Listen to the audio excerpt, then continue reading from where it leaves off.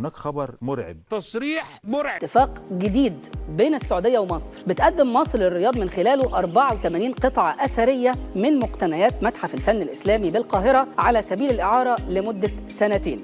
يا ليلة غبرة مطينة بطين. سرقة القطع الأثرية وتهريب الآثار وإلى آخره. سر لغز اختفاء شوية قطع أثرية، قولوا قد إيه؟ يعني أنا أقول مثلا إيه؟ 1 2 حتتين مفقودين، زود شوية. 3 حتت مفقودين، 3 10 10 نقول مثلا 50 حتة، زود شوية. 100 حتة. ما تبعبعها شوية يا أخي.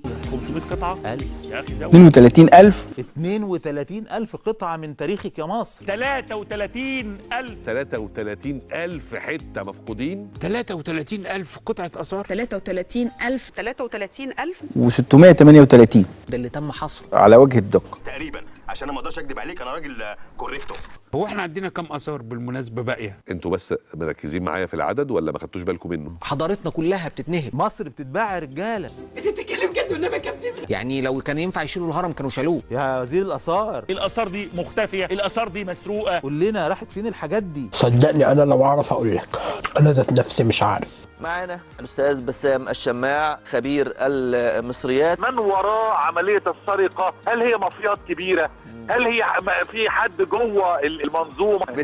لا يا باولو منتج يا باولو. بتفتح أبواب يا أستاذ بسام، بشكرك شكرا جزيلا. عايز يفتح أبواب مش لطيف إنها تتفتح، أو يعني هتوجع روس كتير لو اتفتحت المواضيع دي. ده عايز يخرب بيت أبونا ده ولا إيه؟ 5 صاحبي. وأنا ما ضيعتكمش قبل كده عشان أضيعكم تاني.